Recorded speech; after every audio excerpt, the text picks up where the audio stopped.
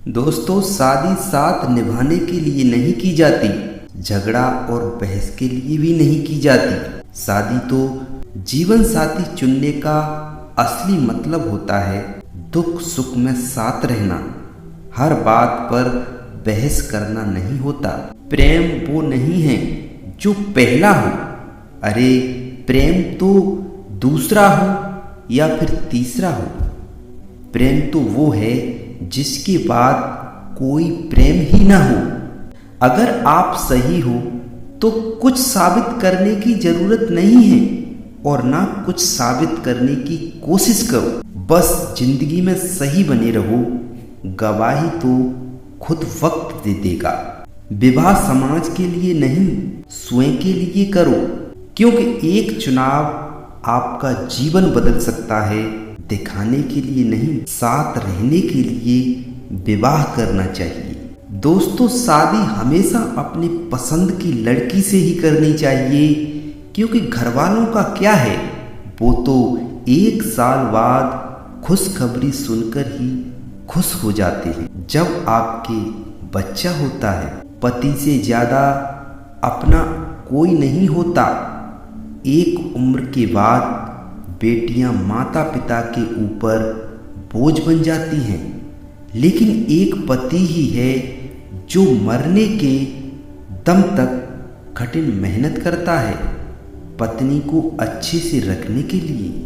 हर second इस दुनिया में कोई न कोई दुनिया छोड़ जाता है और हमें पता नहीं चलता कि हम भी इसी लाइन में हैं। गीता में साफ साफ लिखा है, कोई मौका दे तो उसे धोखा कभी मत देना, और कोई अगर धोखा दे तो उसे दोबारा मौका कभी मत देना।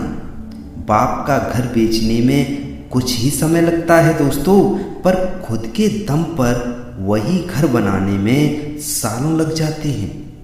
किसी ने क्या खूब कहा है, अकड़ तो सब में होती है, पर झुकता वही है जिसे रिश्तों की फिक्र होती है। दौलत औरत के नसीब से आती है और औलाद आदमी के मुकद्दर से आती है। इसलिए दौलत के लिए कभी आदमी मत बदलो और औलाद के लिए कभी औरत को मत छोड़ो। रात को सोते समय मांग में कभी भी सिंदूर नहीं भरना चाहिए। यदि कोई औरत रात को सोते समय मांग में सिंदूर भरती है तो औरत का सिंदूर बिस्तर पर लग जाता है तो बहुत बड़ा अपशगुन हो जाता है, जिससे उसकी पति की आयु में वाधा होती है। सिंदूर लगाते समय मन में माता पार्वती के नाम का जाप जरूर करना चाहिए, क्योंकि इस संसार में सबसे पहले सिंदूर माता पार्वती की मांग में भरा गया था। इसीलिए माता पार्वती का नाम लेना बहुत शुभ माना जाता है। गुस्से में कभी गलत मत बोलो, क्योंकि मूड तो ठीक हो ही जाता है, पर बोली हुई बातें कभी वापस नहीं आती हैं।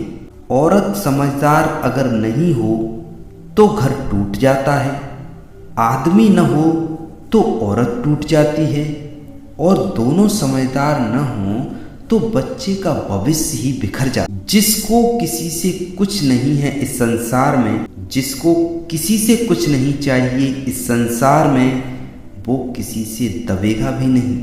ये बात ध्यान रखना। नष्ट महिला और नष्ट ताला सभी चाबियों से खुलता है। अच्छी ताला और अच्छी महिलाएं निर्धारित चाबी और सही पुरुष के बिना नहीं चलता। बिना सफल हुए विवाह कभी नहीं करना चाहिए दोस्तों, वरना जिम्मेदारियां जीते जी नरक के दर्शन करा देती हैं। अगर किसी की बात बुरी लगे तो 2 तरह से सोचना। बात जरूरी है तो इंसान भूल जाओ, और अगर इंसान जरूरी है तो बात को भूल जाओ। जिंदगी में कुछ गलत हो जाए तो घबराना मत, क्योंकि दूध फटने पर वही लोग घबराते हैं जिन्हें पनीर बनाना नहीं आता है। रूप देख के मत उलझिए किसी से, ये धोखे का जाल है। सच कहा था एक फकीर ने मुझे, तू सबका होगा तेरा कोई नहीं होगा। और तू सबको समझेगा तुझे कोई नहीं समझेगा, और अगर तू सबका साथ देगा तो तेरा कोई नहीं देगा, और अगर तू सबके लिए जिएगा तो तेरे लिए कोई नहीं जिएगा।